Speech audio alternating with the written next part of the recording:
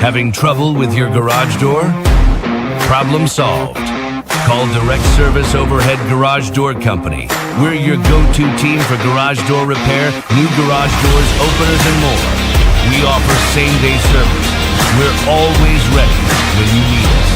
Best of all, you can book your appointment online or talk to a live operator 24/7. No machines, no waiting. So whether it's a broken spring or a brand new garage door, trust the local experts at Direct Service Garage Doors. Call us today or visit directserviceoverhead.com.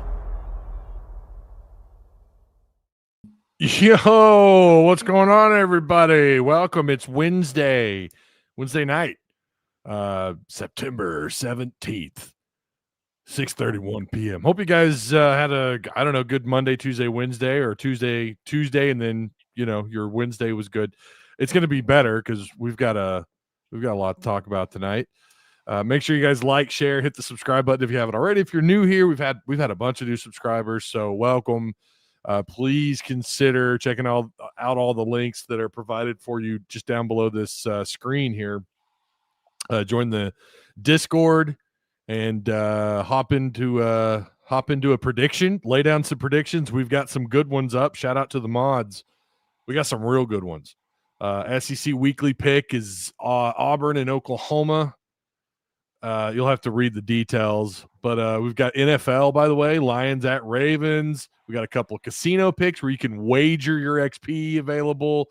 We got our Big Ten pick also up. I think we got all of our predictions up in Discord. So go lay down a prediction, and then make sure you do a wager check, by the way, or XP check on the wagers.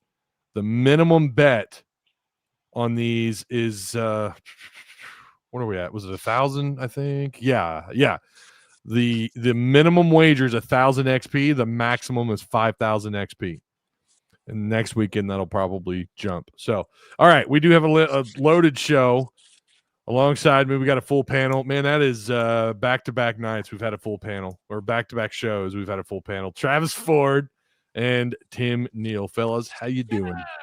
Doing, man. Reading comments already. They're Brady said, "What's the over/under that I drop out?" I'm on my laptop tonight. I'll have you know. Yeah, I'm good to go. Yeah. There it is. There's Brady. What's the over/under? Yeah, he's never say never, though. I'll say that. Never say never. All right. Again, shout out to Patreon supporters. You guys help keep this ship afloat, baby. And I'm not just saying that. You guys really do help out, and I appreciate everyone. Don't forget we got some killer cards set up for the month of September for legendary status and for the $8 folks.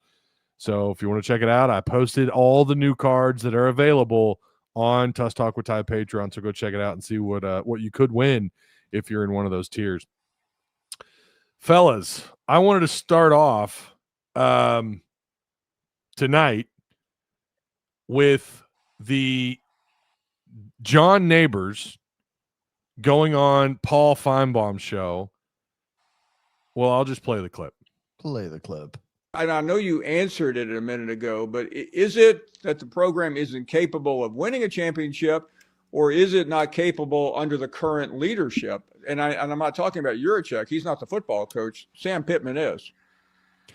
Well, I think it's a combination of all of it, Paul. I believe that you can win a championship at Arkansas. And if you can't, lie to me about it. I think that's what Razorback fans are saying. Hey, even if you can't, make us think that you can, because that's what's going to get us excited. That's what's going to get us to donate to the Razorback Foundation, to any NIL collective, to support the program, if we at least have some sort of belief and some sort of confidence that it can be done.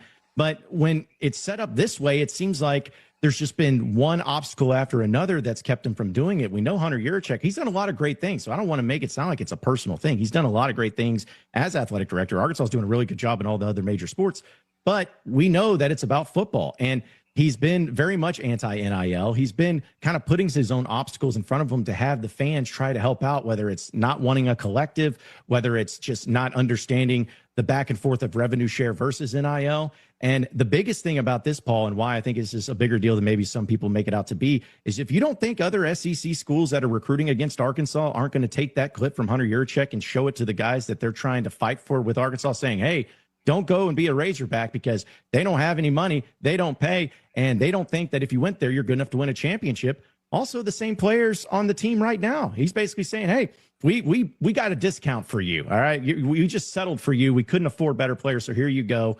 It just seems like it's a bad message to send all the way around.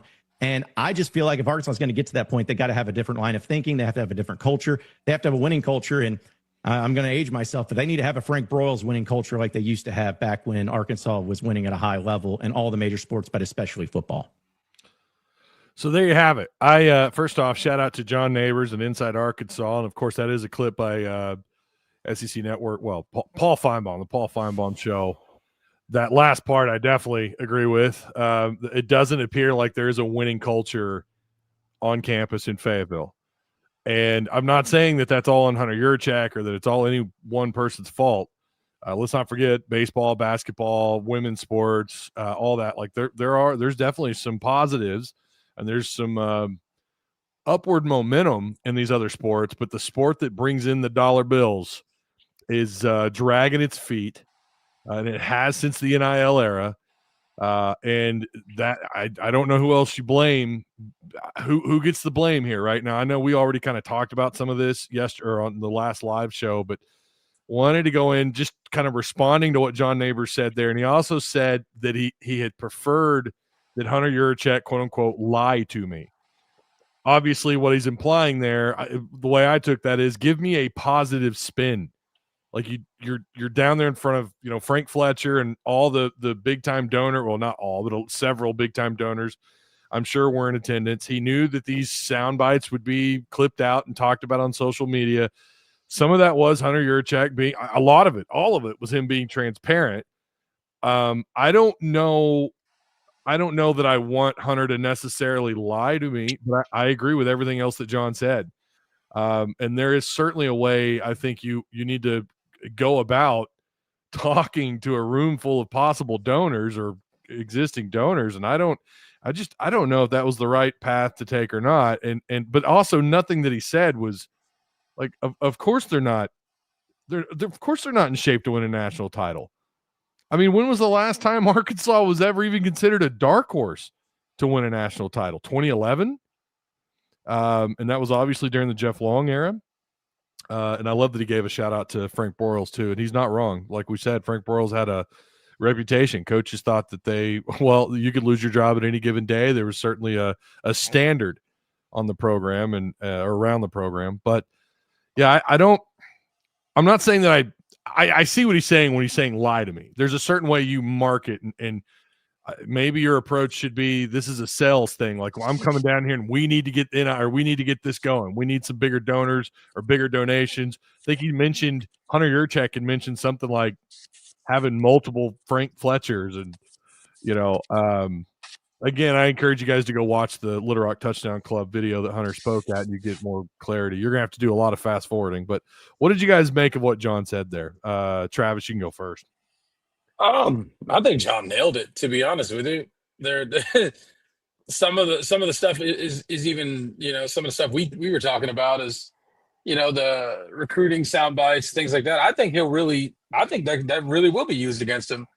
Obviously I haven't been recruited, but from some of the stories I've heard, the recruiting gets pretty dirty, man. But yeah, I don't know. I'm torn because, like, I get that he was saying that to a room full of people who might be able to make the difference. But it's just like, man, you should have came in with some kind of plan or we're not currently, but we could do this, you know. I don't know. He was just very, very brutal with it. And I don't disagree with it. Like, it'd be nice to give somebody some hope, but that kind of, for me, shits on the team as well. Yeah, he's not wrong when Nabors mentioned some of that and talking about, like, how do the players currently in the locker room respond to that? Maybe it hypes them up in a way. Maybe it makes them want to respond. Like, no, the hell with that. We're going to go out and we're going to show you what we're capable of. I don't know. Tim, what'd you think? I mean, that was just one clip out of several things that he said. Yeah. I think one of the important things that isn't in that clip is that he said, we are currently capable of competing in the SEC. but then he says we're not built for a national championship. So those two things are just about mutually exclusive. You can't be competitive in the SEC and not competitive for a national championship. So I would say we're not really competitive in the SEC either. I think it's a very fair statement. The thing is, I don't want him to lie. I work in sales. I don't go into meetings trying to pump up something I don't believe in.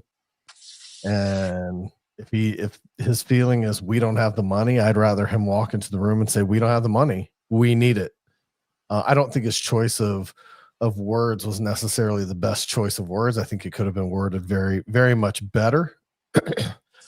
But I don't think you have to sunshine pump somebody and be like, "Yeah, we're ready to compete for national championships." No, you're not.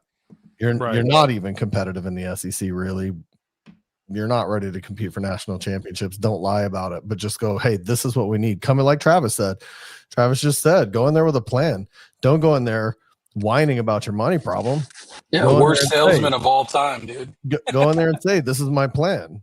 This is my plan to take us from $181 million budget to a $300 million budget, and I need you behind it." Well, it's like he's been here for how many years? What, 6 years? You're just now starting to think about cheating? You missed the boat, dude. It's over. The third lane, right? Yeah. Well, he's been here going on. I mean, he's creeping up on a decade. He was hired in at 2017. Right toward the tail end of 2017 is when he was hired. But we've been getting tampered with, players stolen, outbidded for players for years. When I look at his comments, I mean, I hear you guys. I hear taking that to the recruits is going to be bad. People taking that to the recruits is going to be bad. But what Sam did this week, I feel like is way worse than what Hunter said. Hunter told the truth. And he should have been more positive, and he should have been like, "Hey, we're going to get there." But you know what Hunter didn't do in front of those guys? He didn't go, "I don't know what to do. Tell me what to do. I don't know what to do, guys." Sam was detrimental to recruiting. I'm not even going to lie. I think we lose recruits over Sam Pittman's comments. That was detrimental. What Hunter Yurachek did was say, "We're going to tell you the truth." He didn't come with a plan, and that is poor salesmanship. That is terrible salesmanship. But he told the truth, and I think that's important. I think what Sam did was way worse. So that's just my opinion. Well, yeah, I did it again. I don't know how you do both things. I don't know how you're transparent and then also like quote unquote lie. And I know what John was trying to say there. Well, he's basically just saying, "Give me some freaking hope, man. Yeah. Don't kill my dreams." Again, you don't lie. You say, "This is the plan." You want to be positive? You say, "This is the plan. We'll get there. We're at 181. We need to be at 300. This is how we get there." And you instill the confidence in those donors. You instill the confidence in all of your fans that this is how we're going to get there. And you have a plan. You don't make that comment until you have a plan. And that's how you do. You don't lie to them. You don't lie to them at all. But you come with a plan. You come with solutions. You don't come with problems. You know what I think is funny about that comparison he made to Texas, because I know it was about Texas. He's like, "Oh, we did 181 million, and then there's schools at 300 million. Guess what? We're all capped with revenue share. So if you make more money, it doesn't matter. You still can't use it." Well, and the other thing too is it just felt like, and I didn't listen to everything that Hunter said, but I did listen to it once on the playthrough, and I haven't gone back and listened to it again. But it just felt like, man, you're telling on yourself a little bit here. Like, you've had 3 different directors with Razorback Edge. You've had 3 different directors. It doesn't feel like there's any kind of foundation laid whatsoever. And going back to the NIL stuff, right? Like, it felt like we were always behind the gun. And I realized some of that was, held up in the courts, and, they're waiting on the 50-50 and all that. It just kind of felt like there should have been something, a little bit more urgency to all this. And so there's just this, I don't know, man. Hog fans are looking for hope somewhere. And when it comes to football, and it is, it's kind of hard to find. What is that? I hear like an air machine. He's probably my fans, bro. It's hot. Oh, that did asked not you sound like a 4 fan. times. That did not Hey, sound like a fan of my headphones. That sounded you like know- a CPAP machine. I got a hot take, man. I think that Hunter Yurachek has done more damage to our football program than Sam Pittman has. Say that again. I said I got a hot take. I think that Hunter Yurachek's done more damage to our football program than Sam Pittman has. Well, no, that depends on how you look at it, right? Like bringing in Sam at the time, yeah, I think it was the right call. I don't know very many coaches that were going to come in and, get that kind of turnaround. I mean, year 2, look what he did year Pittman 2. Has excuses for some of it. Right. COVID, NIL never happened before. Yeah. Transfer portal. Right. Yurachek should have been on top of all of that, in my opinion, dude. This is your job.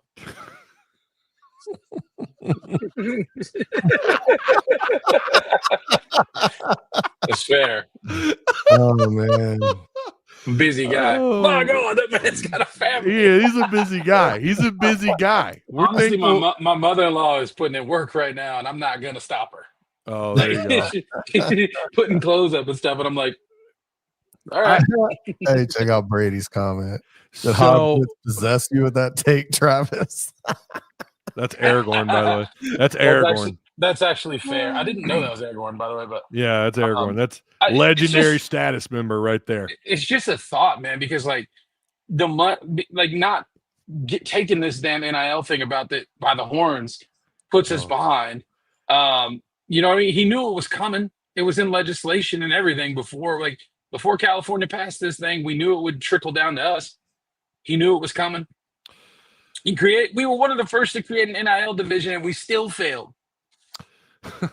He publicly denounced. I think we were. Denounced the NIL. Yeah. Like, come on, man. Killing I me. think if you want to look at it from your perspective, as far as like blaming Hunter for all that, I think extending Sam Pittman, right? But fair. If you listen to other people, they're saying that this has always been for the last 3 years that they've been gearing towards this. I think we read that at the same time. What am I missing? What? I like JV's hangout real quick. He said Travis spent more money on hair gel than Razorbacks on NIL. Comments are hot tonight. Get in there and make your comments. Oh my God. Oh man. It's like I said the other day, even if they do fire Sam, right? Yeah. What are you gonna get? A couple more wins a year? Maybe? Who you gonna get? Who you gonna get? But if there's still a problem with leadership and NIL and all this other shit that we got many problems with. Yeah, and that is absolutely the Hog Blitz take there from Discord. Yeah. That is absolutely who's gonna want to come? Yeah. With money problems. Not who you gonna get, who's gonna come. You know what I mean? Right. It's here for a reason. It's because nobody wanted it. I'm wondering, and I said this in Discord, I'm wondering if this isn't like a watershed moment. What happened with Little Rock? Because it's all anyone's talking about for the last 2 days. It's all anyone's talked about since Monday night. And I'm driving home from Van Buren picking up these damn cards, dropping some money on these autographed cards for the legendary folks. I'm on my way back, and I'm the more I think about it, and after listening to the John Nabors on Paul Finebaum, it's like this is all anyone's talking about. This feels like the catalyst to something maybe bigger, whether that means maybe Hunter Yurachek might be on his way out. I heard, and I don't get into the rumor stuff unless it's like in Patreon. There's a possibility that Hunter may be looking for another job. And now I heard this on the radio. I heard this listening to Hit That Line, and it was oh my gosh, he always talks golf. I know his name. He's been on the radio for years. I've met him up Randy Rainwater? No, he's NWA. He's up here, and he's oh my gosh. Well, he talked about it today. He talked about it. He said that he had heard a rumor that Hunter Yurachek was maybe looking at a bigger job, not another AD job, maybe working for the SEC or something. That's going to kill me. Grant Hall. Well, that's who it was. Grant Hall. Grant Hall said that. There is the commissioner job coming open or whatever. What is it? some football commissioner job. Maybe that's what it was. It's like the guy's lobbying They to be better not Mr. I'm good at I'm good. I'm Yeah. a good person. I have morals. We want to cheat. We won't win. We won't win. Yeah, the third lane stuff was wild too, though. Like, so are you suggesting that we do have the resources to cheat? Like, I don't understand the whole point of bringing We up don't the have third any lane. money, but we got the resources to cheat. Maybe he's taking some notes from the Clippers. You saw what happened with the Clippers, right? No. I think it was Kawhi Leonard. They kept his salary low. Oh, salary the cap shell purposes. companies. And signed him to these non-working jobs for $28 million in shell companies. Okay. That's awesome. So they could pay him outside of the league salary cap. Maybe that's what we're talking about here. You know, we had been hearing from somebody, I'm not going to say any names, but Ty, Tim, I think we had all been told that expect Yurachek gone before Pittman is. Yeah. Well, that's been going on for a while. I hadn't heard a media member actually come out and say that, and that's Grant Hall. Like, is actually pretty well plugged in, and he's been a media member here forever. And he always talks golf, but I like he has very reasonable, sound takes. I mean, I don't actually know what he does anymore, but I mean, he's obviously maybe he's still writing somewhere. But I like him. I like Grant. I met him once or twice up in the booth when I was working for Hogville. Put in KJ, defensive back. DB. Somebody's got to play DB. The current. That's when it said Arkansas even sucks at cheating. Yeah, I don't. Yeah. Oh, no. Hey, make sure you guys like and share the content. Sharing is caring. You could copy and paste this to a group chat or I don't know, to your gram or P-pop. And tell them to get in here. Tell them we're having a lot of fun. So again, if you're just joining us and you're curious what we're talking about, we mentioned John Nabors going on Paul Finebaum. By the way, how big was that for Nabors to do that? That was cool. Congrats to him. That's awesome that he got to do that. So shout out to the Inside Arkansas guys, and I'm sharing the love, man. I'm paying it forward. Trey Biddy did the same talked about Inside Arkansas and Tusk Talk with Ty, and I appreciate that. So I guess I'm spreading the love. I don't have any. Look at you, Ty. Hey man, I've said for years, if you're an Arkansas content creator, an entrepreneur, starting your own business, I'm a fan. I mean, as long as you're not a DOO douche, you know what I mean? Not that I don't think there is anyone that I don't like, but I do. It's awesome that he had that opportunity. That was really cool. So again, congrats to John Nabors. What a cool moment. Let's see. Here's I am Prue. He says the third lane comment gave me the left lane hammer down vibes. I can easily agree that Hunter Yurachek's done more detrimental. Okay, more detrimental to our football program than Sam Pittman. I mean, at the end of the day, he's the guy signing the checks, right? Yeah. Yeah. So let's see. You know what's funny? When I was I was literally at work listening to the Touchdown Club live when he said that. Oh wow. And I go, oh, thank you, God. We have so much content from this. Yeah. Well, I went right into fan mode with that, and I normally don't. I normally go right into work mode. I'm like, all right, now let me listen to this. For whatever reason, because I went back and I listened to the whole thing, all the shout outs to the sponsors and everything. God, that's brutal. But you got hour and a half for a 10-minute interview. Yeah, you got to fast forward through that. But yeah, I definitely was a little concerned about what he said. That was definitely my first reaction listening to Hunter talk. After all that, it was oh boy, this is not going to be good. And yeah, as far as it affecting recruiting, I mean, listen, it's not as if you didn't just have a decommit to Texas Tech. Now that's different. It sounds like that player signed a different agent and ended up committing to Texas Tech.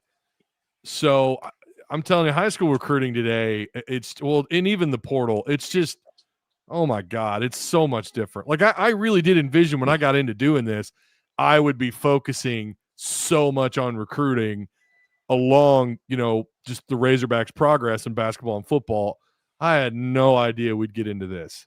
It wasn't until like 2020, 2021 when they started talking about all this stuff. And I was like, wait a minute, I feel like this is going to be a gigantic change for everything. And it has been. And I don't even care about high school recruiting anymore, to be honest, for the most part.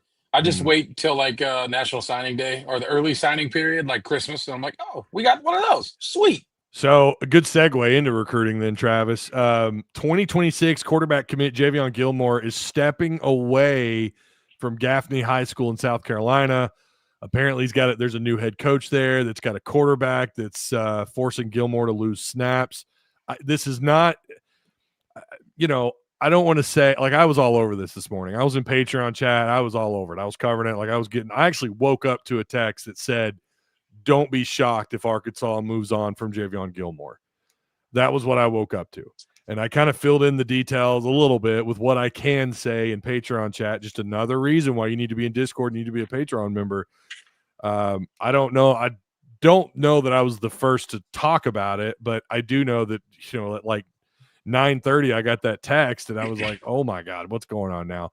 Jayvon I was going to say, I can vouch for you being up on that Patreon because I sent you guys something at like 12 and Ty was like, dude, Patreon 3 hours ago. I was like, oh, my bad. Yeah. Jayvon Gilmore, built very similar to Taylon Green, 6'5", 195. He is 247, has him as a top 25 quarterback prospect, the number 6 player in the state of South Carolina. South Carolina can produce some athletes. His composite grade a lot lower though, as far as his national rank on composite is 466, but he is considered the 31st overall quarterback. So he's floating around the top 30.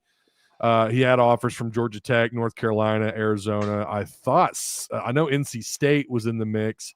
And there was some thought that he would go there. And in fact, I'm pretty sure he got a crystal ball to NC State, but he ended up committing to Arkansas on August 1st of last year.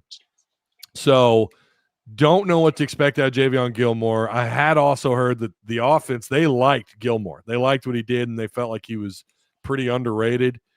But we'll keep an eye on it. Like you guys said a minute ago, like, who really keeps up with high school recruiting anymore? But I still do a little bit, and I try to, if there's some breaking news with a player, I try to figure out what's going on. But this one actually came to me. I woke up to that. I woke up. I came back from dropping off my girls at school to that, and I was like, man, here we go again, right? You just lost a 4-star tackle out of this class, out of the 26 class to Texas Tech. Same last name too. What the hell? I just want to check your wording on that, Ty. Because you said we may walk away from him. Did I misunderstand your wording? Well, that's not him decommitting from us. No. I mean, some of this can change. Though, why would we walk away from him just because his new coach won't play him? That doesn't necessarily speak anything to his talent or why we wouldn't still want him.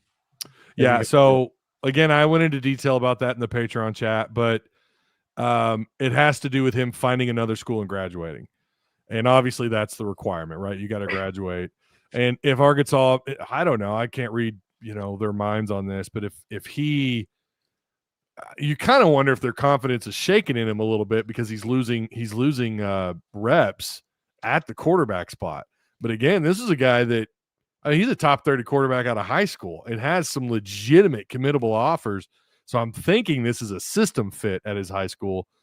But if he doesn't meet the minimum requirement of getting into school to Arkansas, then he won't be eligible. So they could, if they feel like he's not where he needs to be, they could just, say thanks, but no thanks. We're going to have to pull our offer. That happens all the time. Well, I say all the time. It's happened a lot in all the years I've covered recruiting. It's certainly something I've had, talked with a couple family members a few years ago about this very thing. It happens, but it's not always like you think, right? And usually they've got a backup plan, and especially a kid like that. But I do know they like his talent, or they had, obviously, right? They offered him and he committed. But we'll keep an eye on it. It could be the other way around. He could decommit and just be like, yeah, I want to go, to NC State, stay closer to home. But I'm like going to UCLA. Oh God. Go ahead, dude. He's already looking. By the way, we had some breaking news right before we went live.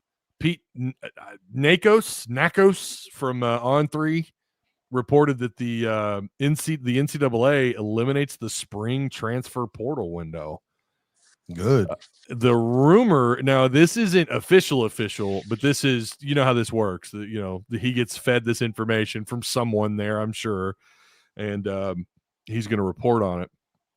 But the proposed window, I don't have it in front of me, but I think it was like January 2nd to like the 12th, maybe. I might have to look that up, but it's second. It's pretty sure it's the 2nd to the 12th or something like that. It's a short 10-day window. Obviously getting rid of that spring window is so big.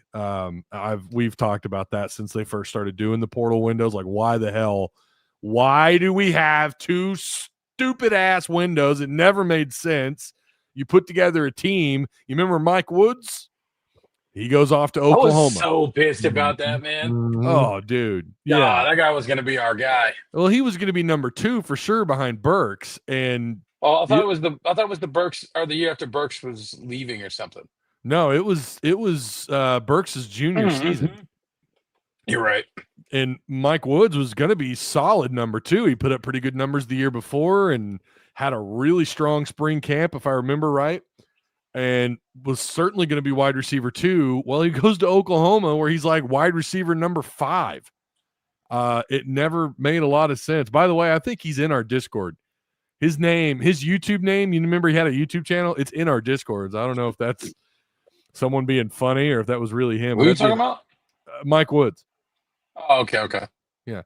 So anyways, I thought that was funny. I stumbled across that the other day. I was tagging names. Your CPAP's getting loud there, Travis. Dude, I'm starting to wonder if it's the guy digging on that big ass machine in my backyard. Oh, I don't know. I hear it pretty clear. I mean, Let me try. Hold on. For sure. I like the portal. More fun to watch compared to high school recruiting, brother. You're preaching to the choir. Is that better? Yeah, it's gone. All right, cool. Travis always was something. Dude, yeah, for real. I agree with this though. Yeah. Oh wait. I thought you were doing the super chat. My bad. Oh, did I not put it up on the screen? Did I forget one? I am Prue. Okay, I'm all for integrity. Oh, is this the one? I'm all for integrity, but the NCAA clearly isn't cracking down on anyone for cheating. University of Michigan. Oh yeah. Hunter Yurachek's a day late and $120 million short. That's a pretty good way of putting it. Yeah.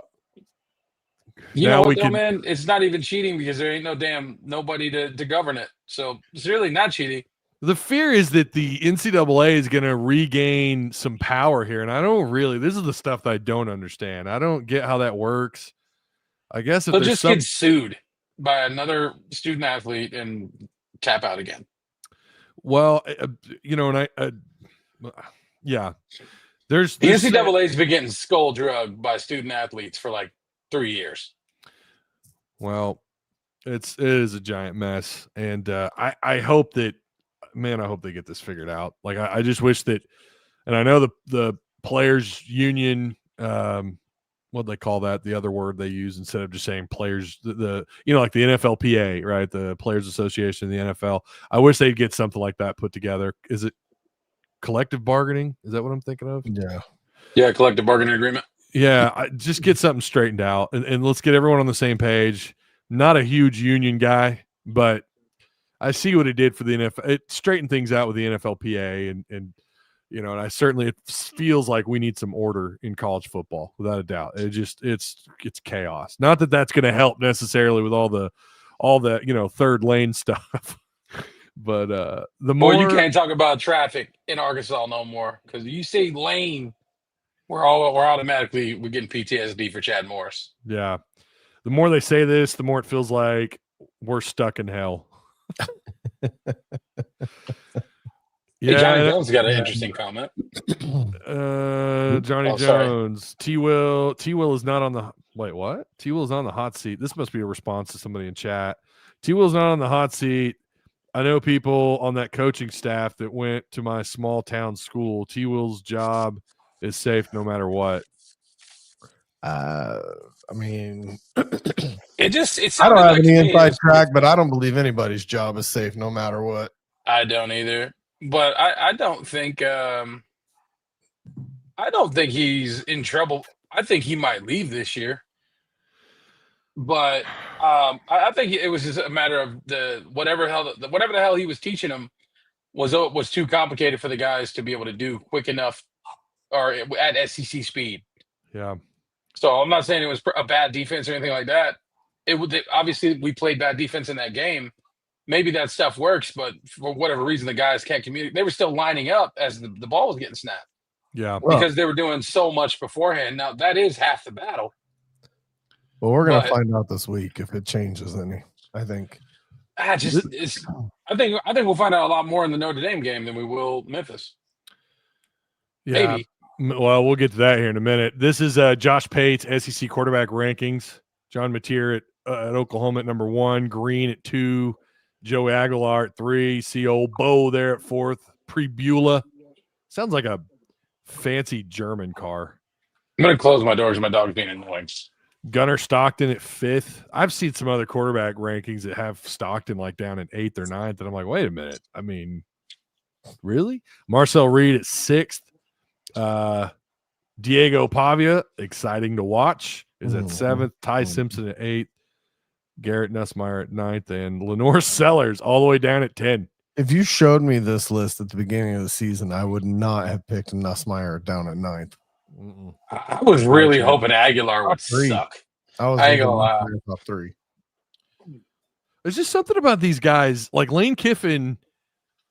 There's just something about them knowing, like, getting a quarterback like that who hadn't set the world on fire, and he comes to Tennessee and he's I'll tell you really why. good. I'll tell you what it is.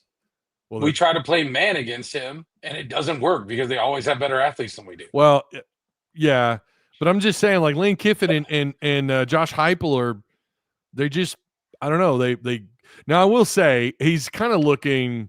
It's kind of looking like maybe Tennessee. The rhetoric from Tennessee fans are, wait a minute, we could have been better last year based on what Iamaleava's doing at UCLA, and you see what Aguilar's doing now.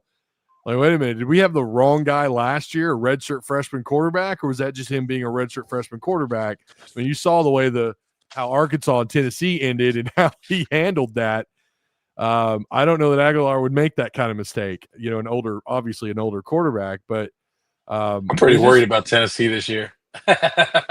But there's just something about Lane Kiffin and Heupel. Like, they just get who they want to run their offense. You saw who Kiffin brought in, and of course he looked like an All-American against Arkansas. And like you said, is that just Arkansas secondaries? Well, that and the talent they surround them with, man. They always got good wide receivers, and that is fair. That is very fair. You could have a shitty quarterback throwing down, throwing to great wide receivers, and it would work.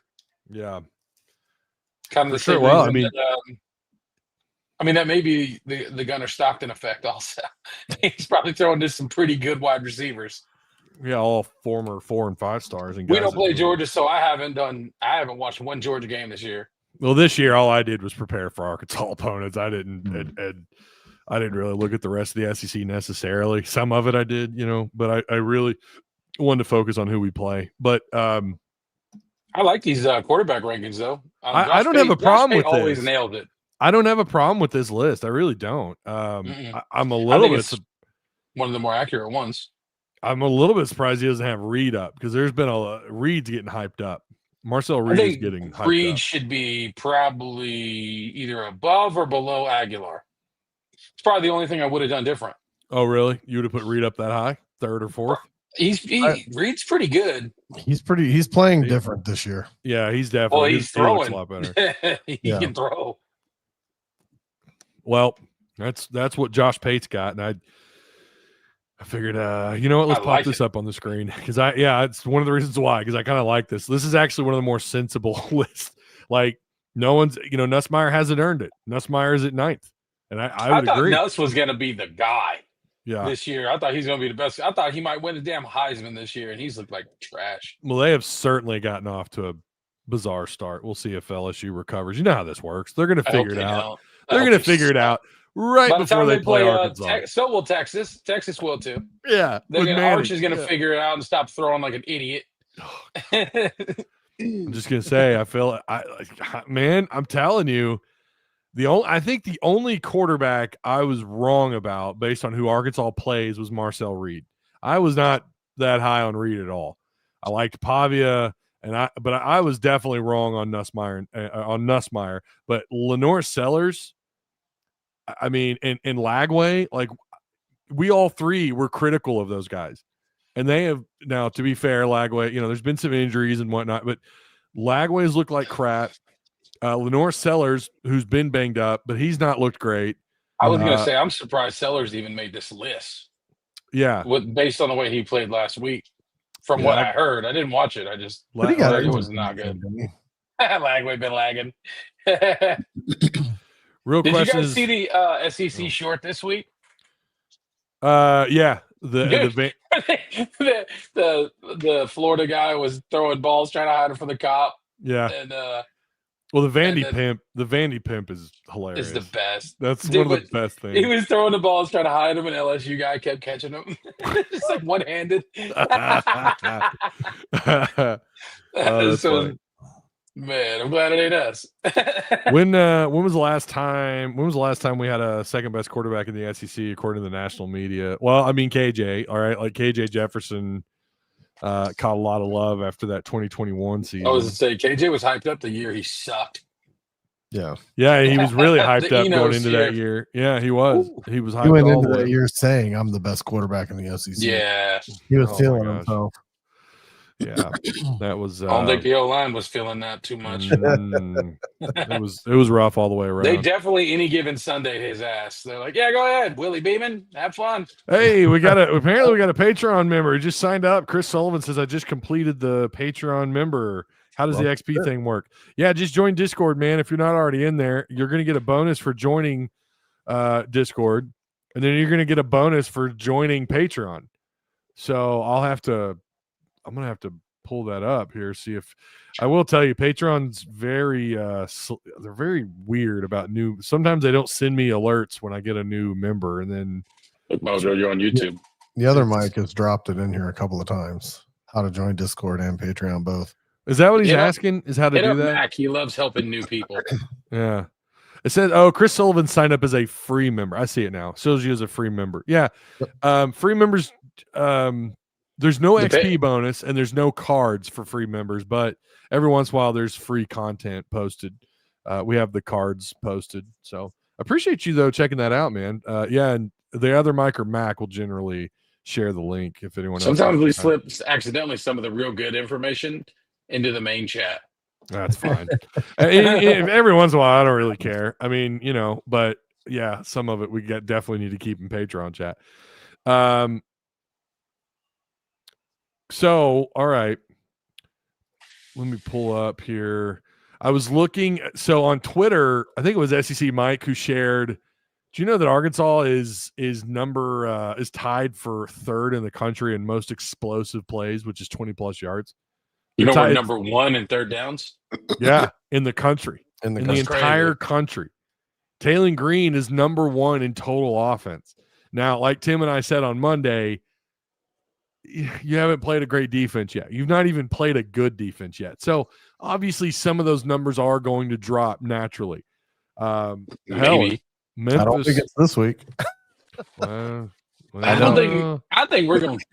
We'll get into it. Well, so yeah, and A&M is, believe it or not, A&M is third in the SEC, sixth in the country with 20 yard or more with explosive plays, and then Missouri and Oklahoma, Bama and Tennessee, but Texas is 92nd in the country and currently dead last. Love it. This I like. I mean, dude, if that I'm just gonna. I still got that old school Texas hate. Well, I do too. I always have. You bring up Texas, I get a little. It's that I was Arkansas born in me, in man. Oklahoma, and we hated Texas. Yeah. And then I yeah, moved that's here. right. Yeah. Yeah, and then I moved here. My dog was being extra. Then I moved here, and I was like, "Y'all hate him too? Sweet." Yeah. You would think Peyton and Eli are calling him up and going, "You're an embarrassment to the family." Or like, this that week will throwing be. motions beat. No, I'm saying this week we'll be correcting that throwing motion.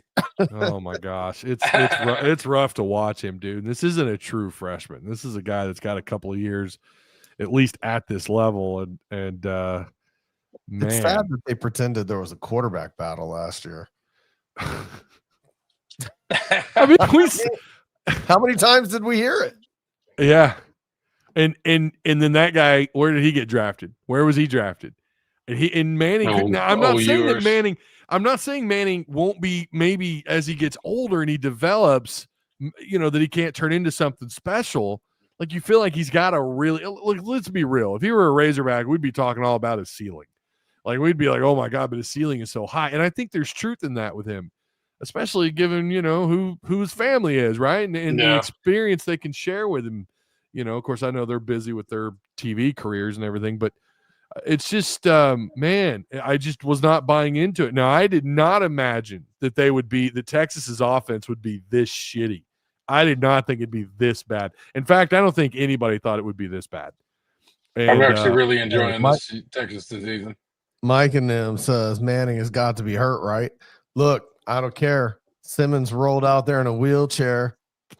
He's not playing Arkansas either. He was 1 for 1 for 8 yards for a touchdown. I don't want to hear about Manning. Lane Kiffin flung him onto the field. Throw the damn ball. And it was easy as hell. I mean, he's like, touchdown, bro. No problem. Yeah. For sure. I had him on the availability report. Do you guys know, since we're in the world of other teams right now, do you know that Oklahoma at home is only a 6.5 favorite over Auburn this week? Yeah. It's too much confidence in Auburn. Interesting.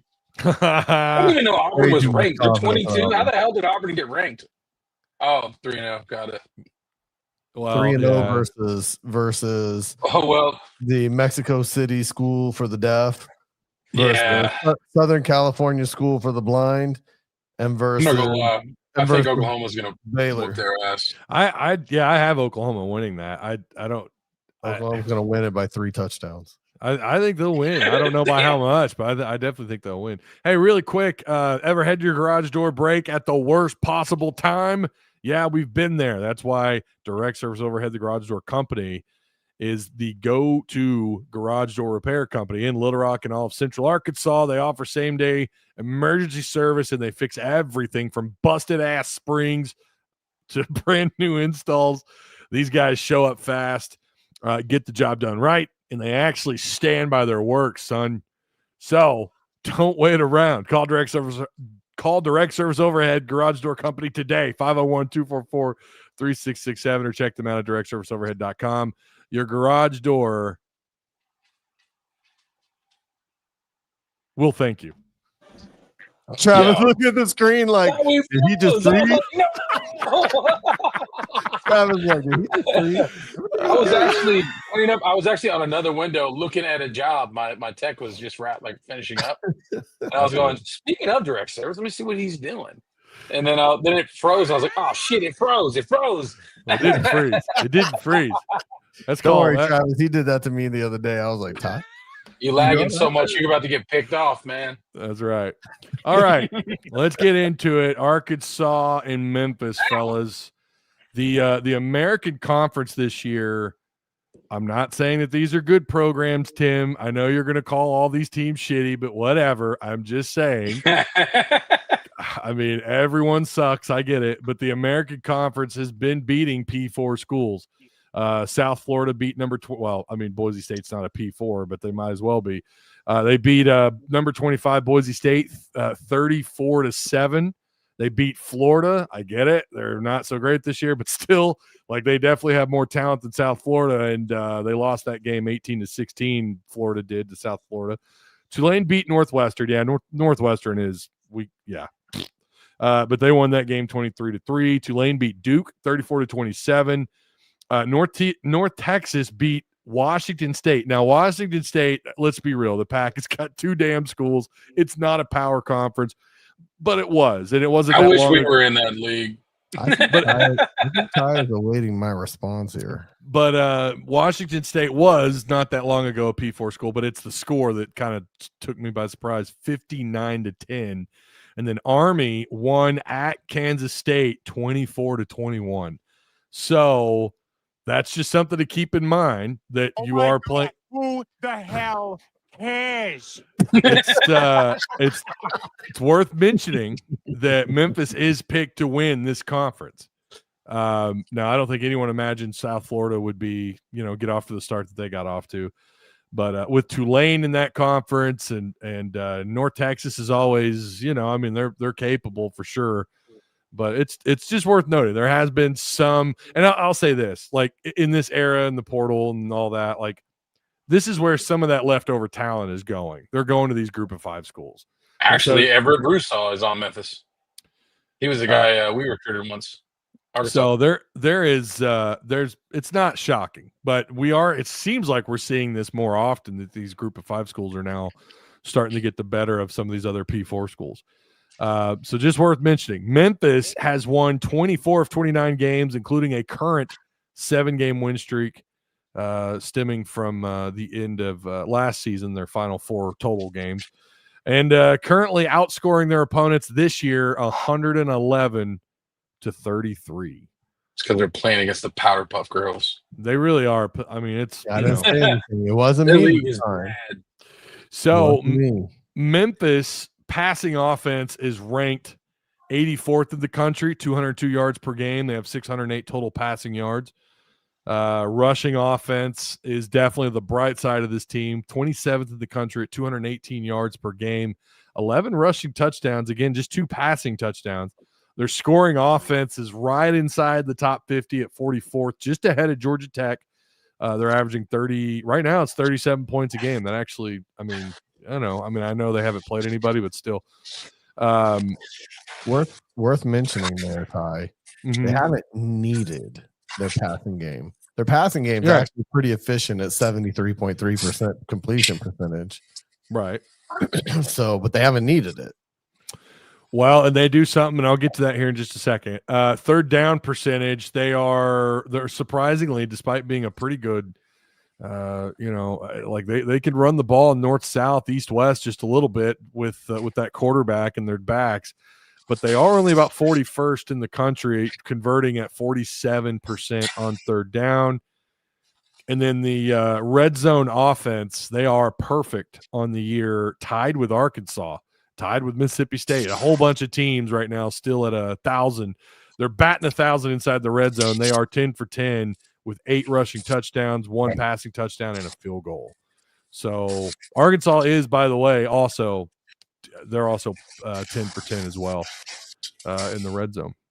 Their defensive stats, their passing yards allowed, which I know this is what people are curious about, is 39th.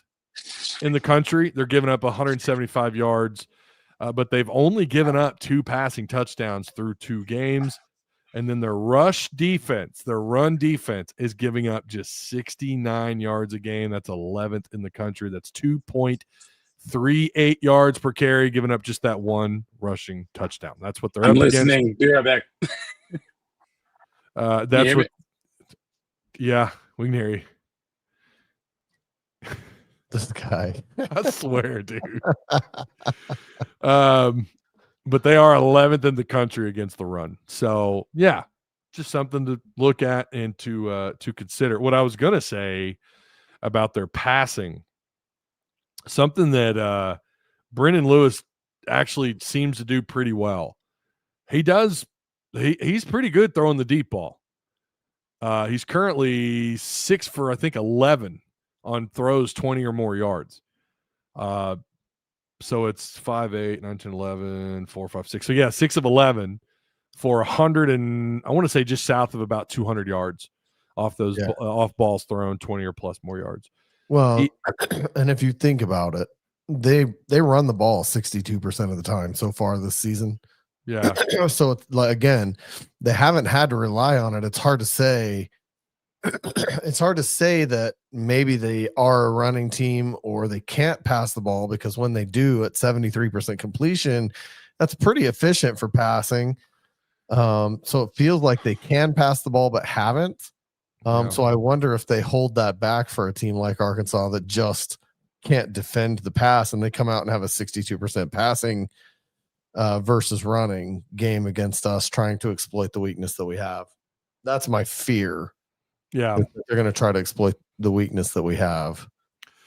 Yeah. And you talk about those communication issues too, right? With the secondary and just how abysmal Arkansas has been versus the pass. It's just, it's reared its ugly head. Hey guys, make sure you like and share the content and share on Twitter.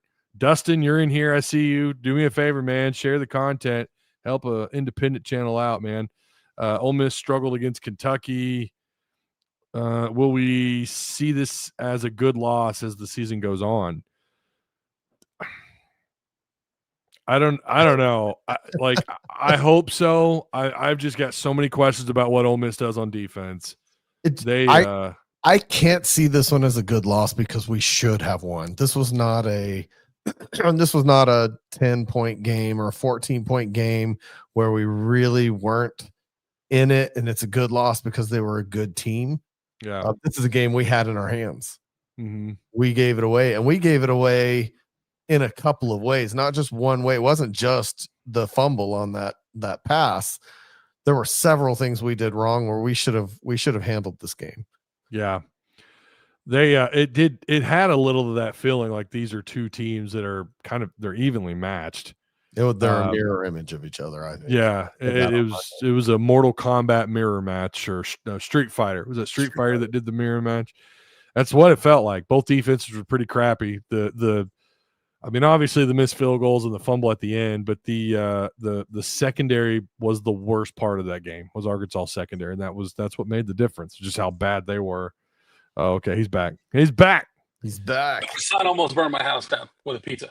Oh, hey, we're having homemade pizza tonight. I'm kind of thrilled about that. I'm starving. He had a pizza in there, and I didn't know it. And he's like, "Can you get this out?" And I was like, "Yeah." So I get my little pizza thing, my spatula to get it out. I go to try to pick it up. It dumps off the edge straight onto the burner. I was like, "Oh no, sweet." I've been listening though. Yeah, dude. If I'm Memphis, I'm passing all game.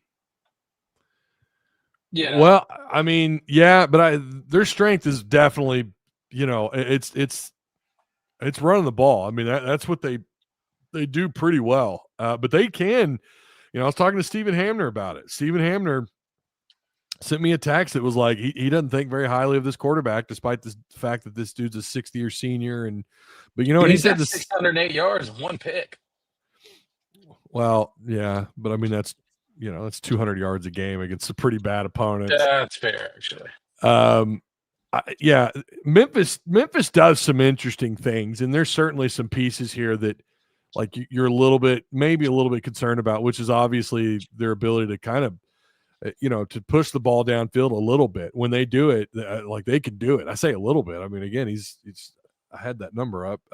What I say it was 6 of 11. So through 3 games, that's not a lot, but it's certainly, he's having some success, especially to the outside right. He's 4 or 5 for 143 yards, 1 touchdown, no pick. I hope Quincy plays this game, man.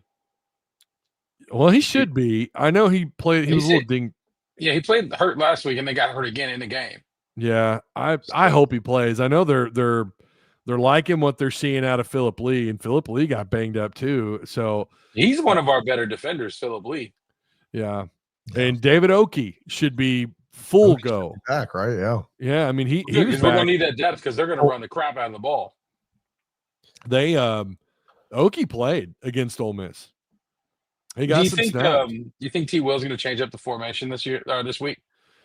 He's gonna go 3-5 or anything crazy, or just he's Right. He's a multiple coordinator anyways. He doesn't really stick to one. He's gonna try and mold that defense to what Memphis does, like to try and exploit their weakness. I'll tell you one thing. The one thing he has not done since he's been here, he's not had a stable secondary for 3 years. And you think about guys that have been here for 3 years that haven't developed at all, especially number 15. But also, like, he's never had a consistent pass rush.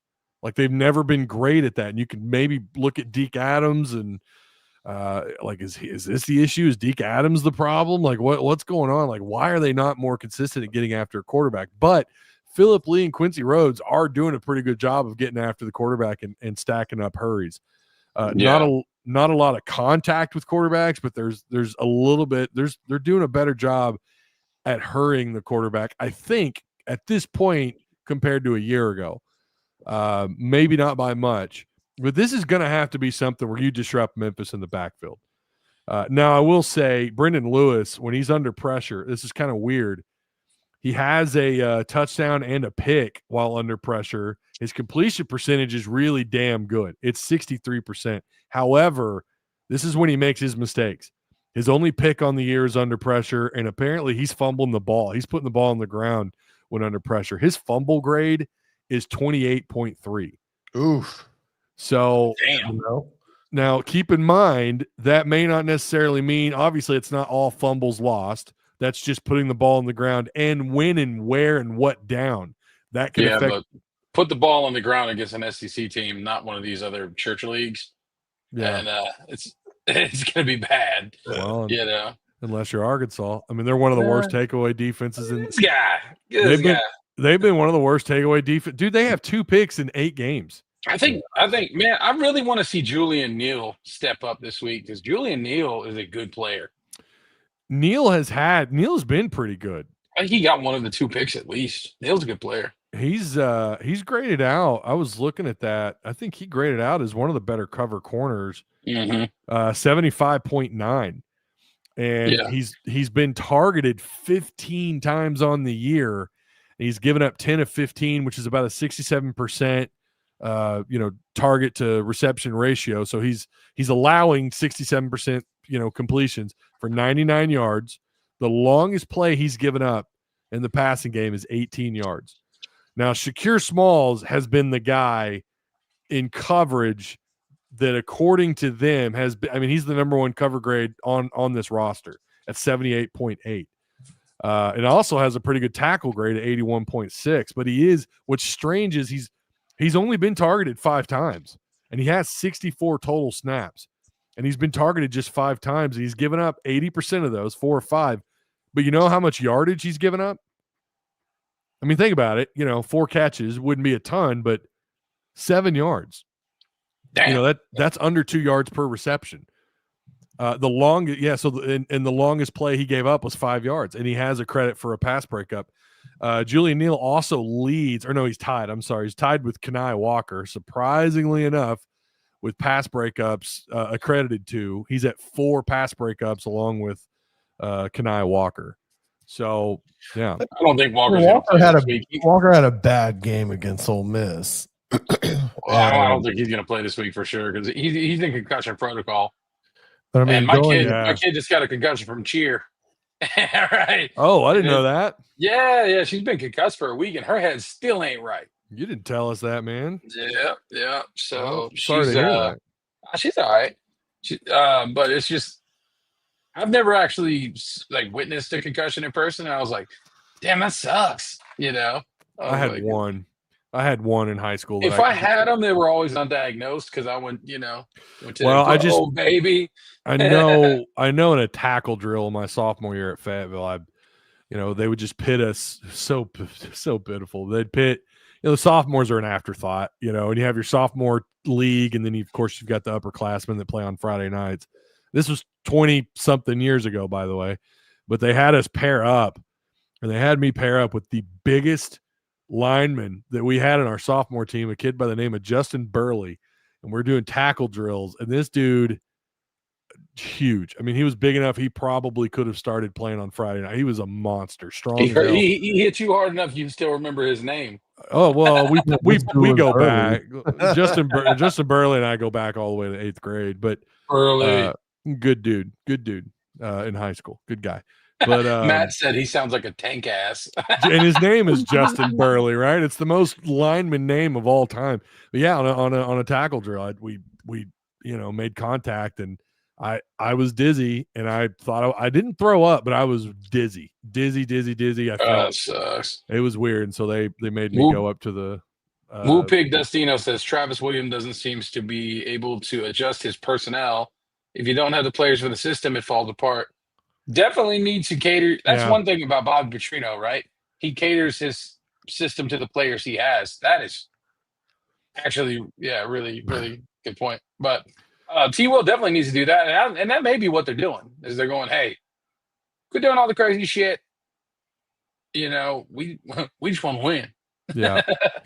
Well, just quit doing all the crazy shit and just play ball. The crazy thing is, the Arkansas secondary is not. They're not missing tackles. Like, all their tackle grades are high. Their missed percentage is really low, which is, when you think about it, they're matched up against a receiver. A receiver is going to be typically, like, as long as you get your hands on them most of the time.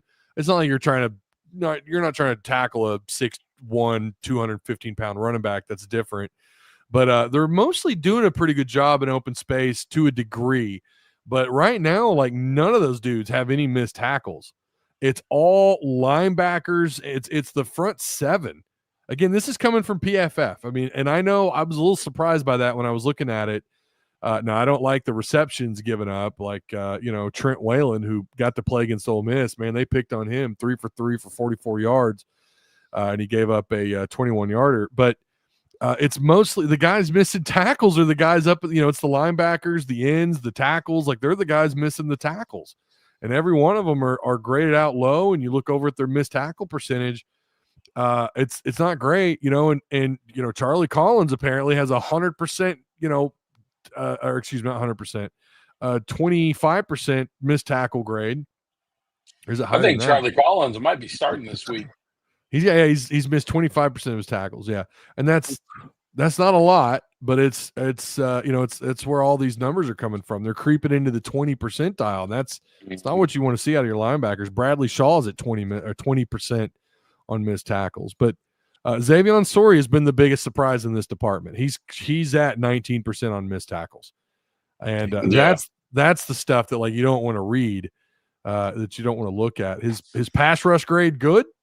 But then, like, his cover grade and his tackle grades are not so good. So a lot of work that's got to be done. And again, the secondary's issues is obviously coverage. We're not really worried about tackling there, but the front seven got to do better at wrapping up. Got to bring these guys down. And there are a lot of missed tackles. They got to do better at pressure. Oh, for sure. Dude, if yes you don't put and pressure no on this quarterback, we're screwed. Yeah. Or at least even this week, just clog up the running lanes. You don't even got to put pressure on them. If they're gonna run heavy like that, clog up the damn lanes. They ain't getting they're gonna. I'm with you. I think they're gonna try and stretch the field. I think that's absolutely what Memphis is gonna do. Phillip Lee does have 9 hurries on the year, and this is a guy that's been banged up. Quincy Rhodes has got 8 with 3 sacks. So between the two of them, they have 5 sacks. Xavier Sori does have a sack, and what's impressive is he's got 6 hurries on the year, which is really nice, along with the all the tackling. But another guy that's kind of been surprising and I thought would have a baller year is Steven Dix. I mean, we didn't hear much from him at all, have we? You know what he's given up on passes this year? What? It's 11 for 11. He's been targeted 11 times. He's given up 11 passes for 100, almost 140 yards, 141 total yards after catch. Be right back. He's got 8 stops on the year, which is great, but 11 for 11 on targets and receptions. How many of those came in the Ole Miss game? I think Ole Miss, it was like, it wasn't like 7 of them. It was something pretty bad. Yeah. I mean, Dix is, they kind of exposed our pass defense big time. Big time. It was pretty gross. And I think to Travis's point, getting pressure is key to fixing that, right? Because if he's got all day, somebody's going to run to an open spot. Yep. So getting pressure is going to fix that. And that's a place I definitely think we need to focus. It doesn't seem like, I heard you say Sori's got 6 pressures, but overall it doesn't feel like we've got a ton of pressure. Man, I'm just like, Come down with the cold. it sounds like it, right? What the heck? Wasn't even like this before this started.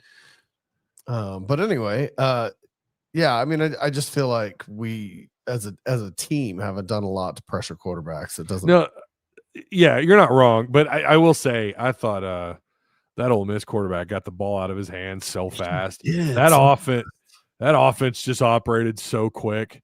I don't think you're going to see an offense that well put together on the road again. You're not going to face another Lane Kiffin, and I don't think you're going to face a quarterback quite like that guy again. I mean, you know, with how bad that secondary has looked this year, who knows, right?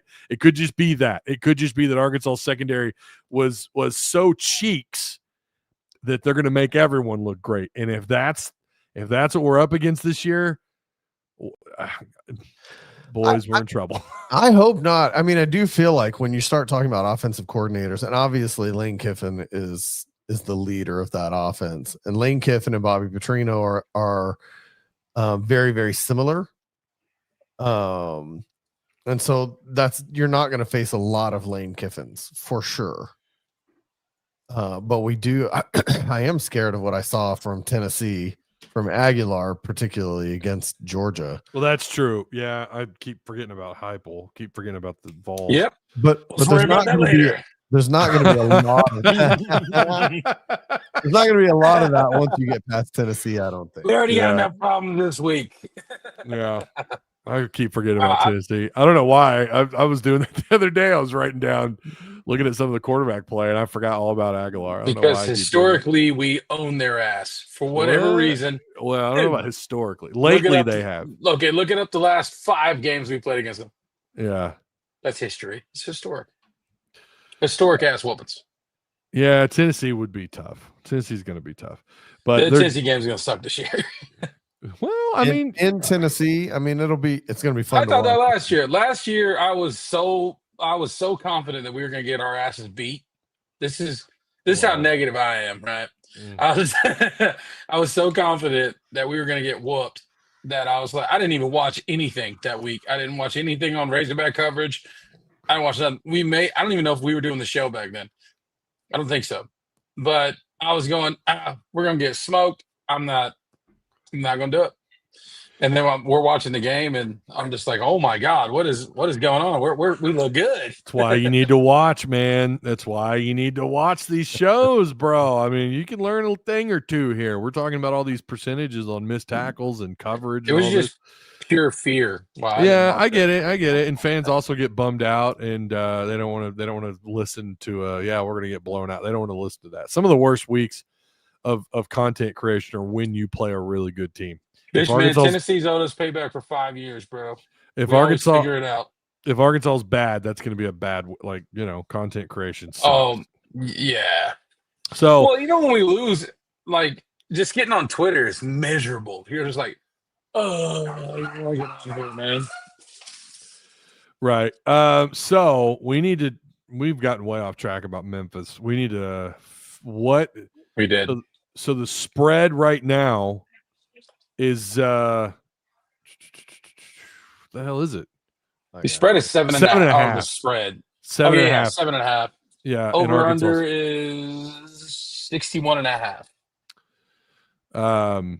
Right now the matchup predictor is at almost 60%. It's 59.7% for Memphis at their house. At their house, yeah, but it is Memphis. Like, we're not talking about a powerhouse. That number has dropped since preseason.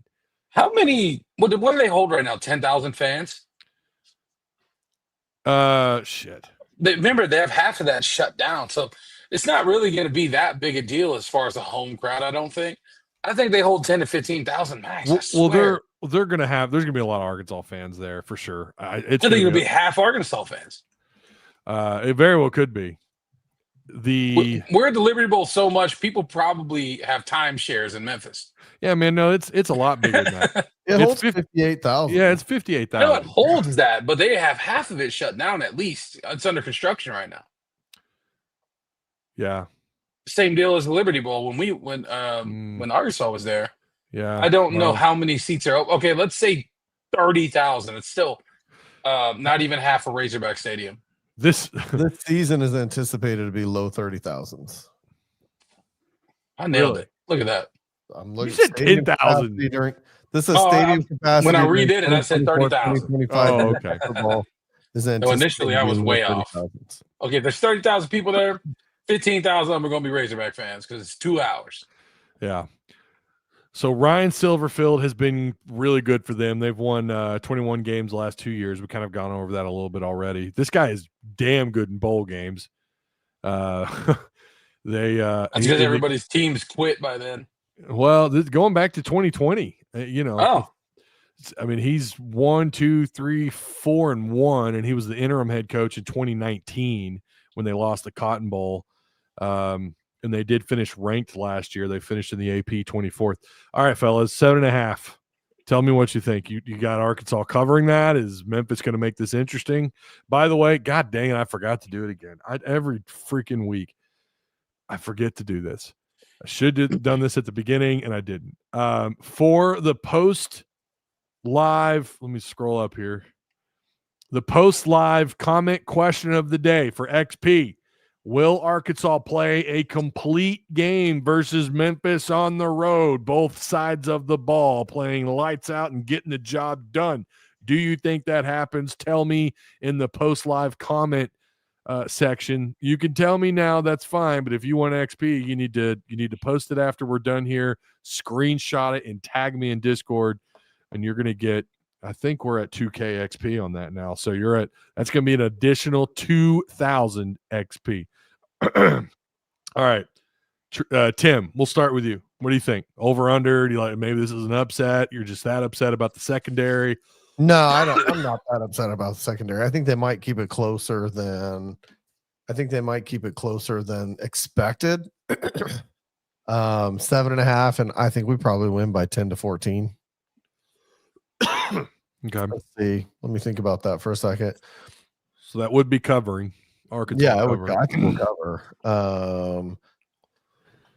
Yeah, let me think on that score for a second. I'm taking a look at a couple of things just to make sure I don't say something stupid. I love. I mean, we every live show, one of us, you probably me, says something stupid. Mostly, I'd say stupid things. Hey, listen, on Monday night, I was told I look like the forward-facing hog. So I mean, just roll with that. I wasn't on. Roll with the you got told that. I was like, son of a bitch, that's good. 62.5 total score. Yeah, 62.5. Did it go up? I see 61.5. Yeah, ESPN has it 62.5. Oh, there it goes. I don't know, man. I don't think that their running game can keep up with us forever. I did some looks at the size of their line versus our line. Mm-hmm. I think our line is gonna maul them after the first half. The second half, they're gonna be absolutely worn out. Our offensive line is just gonna maul them. Our defensive line is the same size as their offensive line, so they're not gonna get the same kind of push they would against some of their other opponents. Maybe it's more like 17. Let's go with 38-21. 38-21. Sure. Would you be mad at that score? No, I wouldn't. 38-21. Okay. I do have low expectations for our secondary, and I know you said I know the statistics say they're a run oriented team. 62% of their plays are runs. We talked about that earlier, but they complete passes at a 73% clip, and they're not dink and dunk 5-yard passes or thrown out of the backfield necessarily. He's got a 50-yarder downfield. He averages almost a first down. I think it's 8.5 yards per completion. So I want to believe that they're not holding back that passing game to surprise us with, but I think it could happen. So I'm going to hedge and say 38-21. Okay. And do you think, is it so? Well, if that happens, then Arkansas wouldn't necessarily be playing a complete game then, because the defense is giving up that kind of. You said 21? 21. Yeah. Well, I guess it depends on when they score. Like if they gave up a early, I think we'll handle them in the second half. But if they score early, yeah. So their offensive line is about the same size. I think slightly bigger than our defensive line, if I remember right. I looked at it this morning. There's 40 pounds difference between our offensive line and their defensive line. Oh, We're going to wear them out. On average, our offensive line is about 40 pounds heavier than their defensive line, but that is not the case the other way around. We're evenly matched. Travis. I have a little bit of hangover from last week. I'm not gonna lie to you. I really do. I think most fans probably do. So. Nah, those 4 beers are gonna hang me over. Just get me warmed up. Well, remember that commenter said that he's the most negative of. Well, now listen. I said I have a little bit of hangover from last week. So the reason I say that is because I think this is gonna be the over. I think there will be more points scored than 62.5. Okay. I got this game. I got the Hogs 49-24. I think we're going to throw 7 touchdowns.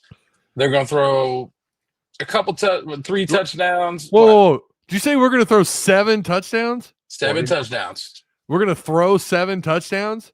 Well, or we'll make 7 touchdowns. Okay. That's a record. Like, I'm pretty sure that would definitely be I think the Hogs will score 7 touchdowns. Oh, Hogs will score. Okay. Yes. Yeah, I guess I said that wrong. I did say throw, but I meant score. Okay. I think we'll score 7 times. I think we'll be and I also went all touchdowns because I don't think they're going to put the kicker. I think they're going to start going for it a little bit more. Even though Sam may be like, oh, he's fine. Is he though? My initial score was 48-24. I went 49-24 for the Razorbacks. I think Taylor Green's going to come out and go, I got to do this by myself. And he won't tell anybody that, but I think that's how he's going to feel. And they're going to run that damn score up through the rafters. You know what I mean? You think they're going to run the score up? Pittman didn't have Pittman won't go past 60. Good old boy, nice guy. Pittman won't go past 60. That's why I went 49. Well, he has before. Well, yeah, against like UAB or somebody, but UAPB, yeah. I went UAB, but I guess UAB almost beat him, didn't they? Damn. I don't know. I think we'll definitely break. I think we'll definitely cover the spread, the 7.5 for sure. I think we end up being there. And I'm talking about. I think the first half of this game is going to be competitive. I hope it's. I don't know how much. We're going to be scared the first half of the game. I don't know how much better I like Memphis. Like, they are better than Arkansas State. This is the second best team that they've played so far, obviously behind Ole Miss. I wonder defensively how they handle Arkansas, because Green under pressure this year has been ass. If we're going to sit here and just, talk him up like he's the next Heisman, and I agree he has played out of his mind. I'm going to go a little Travis mode here for a second. He's completing just 31% when under pressure, and his pass grade drops to 44 while under pressure. And that's with 0 drops. Now, the good news is he's not throwing a pick under pressure, and he's thrown a couple touchdowns, right? And there's some numbers here I really do like. When blitzed, he's throwing almost 70%, which is so much better at any point than he was doing a year ago. And he's got 6 touchdowns, no picks. Is he blitzed under pressure? Well, no, not necessarily. No. Yeah, so that could be. So gets picked up. Right. So that could be telling you that it is getting picked up. That's the good sign. That's what I'm saying. That's the good thing. The offensive line, running backs, tight ends, your chip blocking. But even when he's blitzed, though, he's still he's not scared. He's stepping up in the pocket and he's making these throws. And last year that was not the case. If there was a blitz and Ole Miss kind of had some exotic blitz schemes. And he for the most part stepped up in that pocket and made the play, and he's done that all year long, and he did it at times. Most of the year last year, he just was a double-edged sword. He made mistakes with it. Right now, we need to all collectively knock on wood here really quick. I'm going to do it. I'm knocking on wood. Knock on glass. He has done fantastic. He has not really panicked. We're not seeing those negative 12 sacks, and the line is so much better. It's so much better. He's only pressure. He's not pissing his pants every time he's got to drop back. Well, yeah, and he's only thinks he's about to get ear holed by it. You know what I mean? He's only pressured 25%. Last year, most of the year it was like 35, 37%. And that's a lot based on just the total amount of dropbacks. He's at 25%, almost 26. He's got a 74% clean pocket, or 74% of the time he's got a clean pocket. And that is very good for a Petrino offense. Now, again, these numbers are probably all going to drop. Like his clean pocket number is probably going to drop a little bit.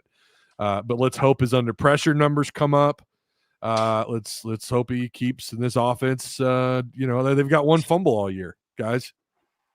Unless I'm missing one, they've only put the ball on the ground once and then 2 picks. So, I think Arkansas comes out on a revenge game, dude. And I know it's not Memphis' fault, but I think they will. I hope they come out, and that's the thing about Pittman. I think the defense has something to prove too.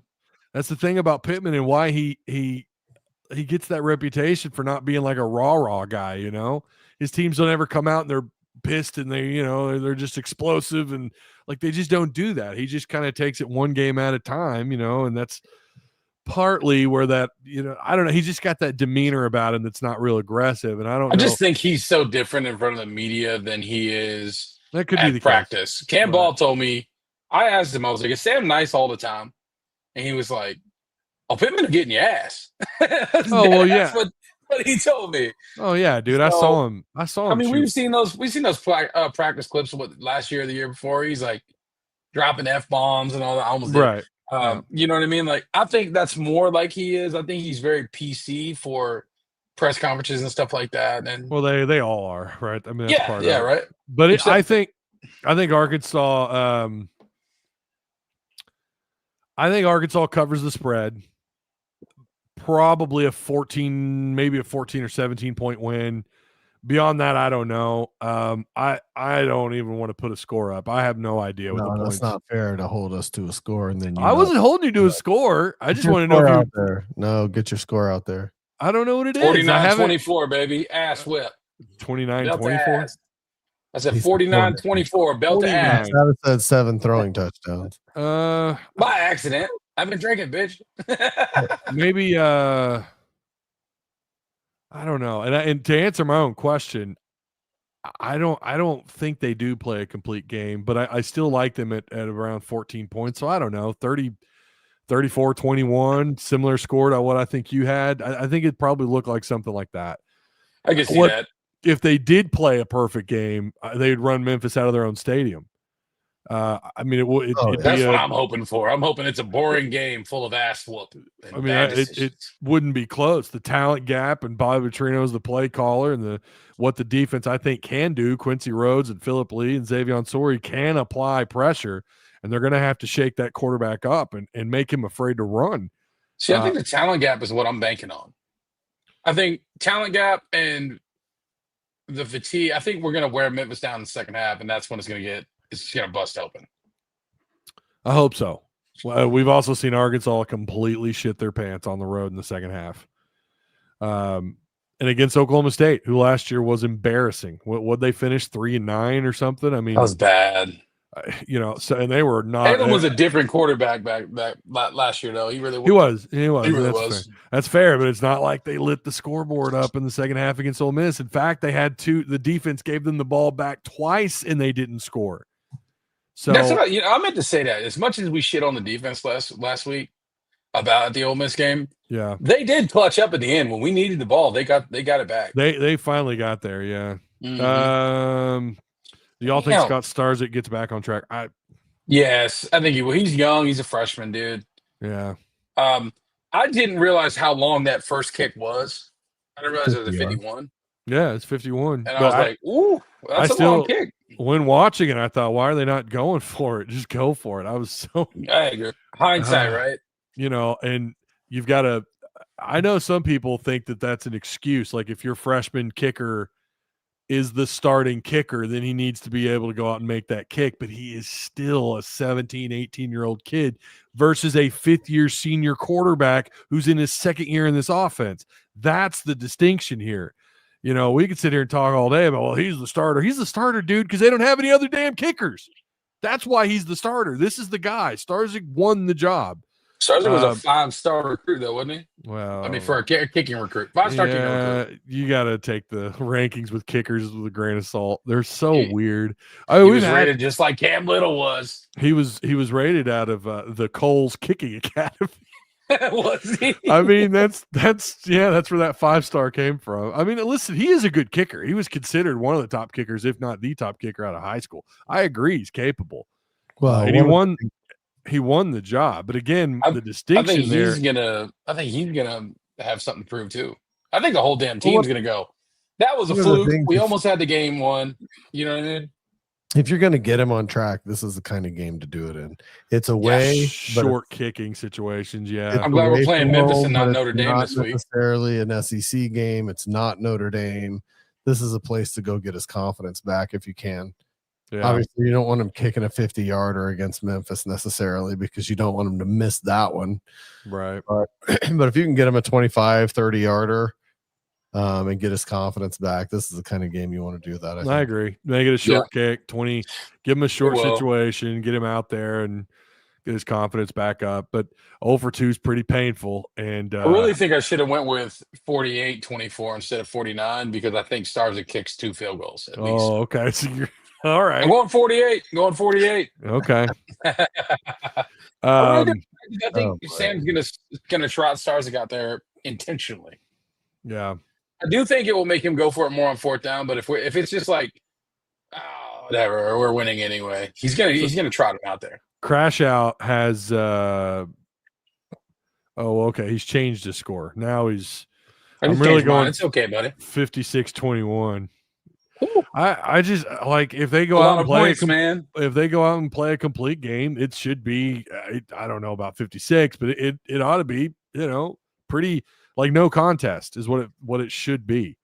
But I wussed out there for a minute. Squatch, you're right. You got you figured it out. 53-31. So I guess Clay's taking Arkansas there. This Memphis team is better than last year's Oklahoma State. Ooh. Oklahoma State actually was trash. They were bad. And we didn't know that at the time. And we had them we had them beat down and then gave it away. Where is hip hop? Says we have a receiver right now that would have started for good old Sean L. Smith if he didn't choose baseball over football. Which one? But he's injured. Okay. We're talking about Monty. Harrison. His foot's broken, so you don't have anything to worry about. Yeah, he's out. He's done for the season, man. He's done for the year. You know who I want to see also step up? I want to see Crutchfield do something. I don't know. I don't think it's going to happen. Next year. But yeah, he's either going to pull. He'll be on a different team next year. Yeah, he'll probably portal out. Be my guess. I don't know.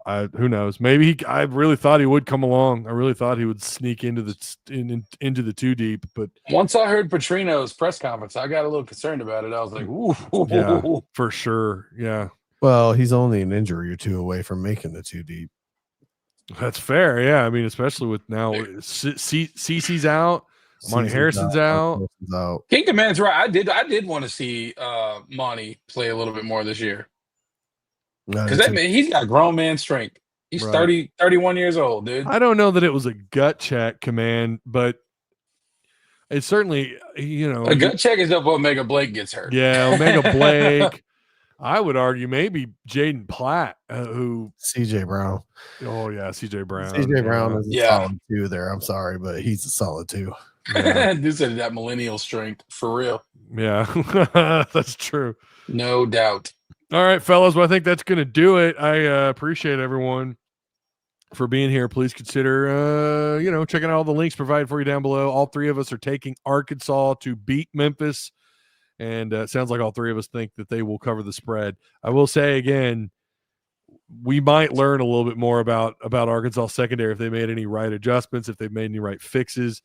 We'll learn something. But Memphis, if we get cooked next week's going to be bad, guys. If Memphis makes this a ball game, I might be concerned. I had a problem with that 7.5 cover, and I still do. Not like it's I think it ought to be about a 13 to 15 point cover or spread. But I don't know. Again, we're going to find out. Sometimes these things have a way of proven themselves right. Like all of a sudden Memphis scores some points in the fourth quarter when it looks like it's going to be a blowout. Real quick before we get out of here, you think Notre Dame's going to beat Barry Odom's Purdue Boilermakers? Notre Dame's off this week. No, now they're playing Purdue. They were off last week. 9-20, baby. I was trying to look at They're playing Purdue. Purdue. They are a 26.5-point favorite over for Purdue, by the way. Yeah, you're right. Yeah. It's a heavy. Yeah. Oh yeah. Purdue sucks. Purdue's so bad. Yeah. Purdue's not any good. I don't know. I mean, they are 2-1, but like it's not against anybody good. They got pretty well handled by USC. Yeah, I would take, what's the spread on that? 26.5 points. I might take Purdue to cover that. That's a lot. Anytime you get against a power four, anytime you get further north of about 24 points, I don't know. I get a little skeptical. I think Purdue might cover that. I know they're not good. I haven't seen. Have you seen any Purdue games this year? I haven't seen any. I've seen highlights and I've kind of read, just because it's Barry Odom, right? I've kind of read some things. The way they played against Southern Illinois was, I mean, they gave up points early in that game and was kind of following their Twitter feed on that. And their fans were like, oh my God. But they did end up, pulling away and they scored. I think it was pretty much unanswered after the first quarter. Maybe they gave up a field goal or something. But they started off really bad against the Southern Illinois. I couldn't even tell you their damn mascot. I have no idea what they are. But I don't know. But I might take Purdue to cover that spread. So anyways, Purdue's dude. Purdue dudes. I'm going to try to watch their game this week. Be interesting to watch them. Yeah. What time was that game again, Travis? Let's see. It is at interesting note. 2:30, right after our game. That's perfect. Okay. Interesting note on that Purdue SC game. USC threw 0 touchdowns. They scored 33 beat them with field goals. What? They scored 33 points. They only had 2 rushing touchdowns. Oh, they did. Yeah. So what the hell? Oh, they lost. Purdue threw 3 picks. Wow. Yeah, Ryan Brown threw. So, but their defense was good enough to hold USC's quarterback to 0. Yeah. Interesting. What did the 100-yard rusher either? USC. They had 2 70-yard rushers. Oh my God. So he kicked 5 attempted field goals. USC did 4 or 5. Ooh. 4 or 5, not bad. That's a lot of attempts, man. We don't know nothing about that. All right, everybody. Again, I appreciate everyone. Travis and Tim, you guys are awesome. I'll see you guys on Monday, and everyone else. I'll be here Saturday night for the post game.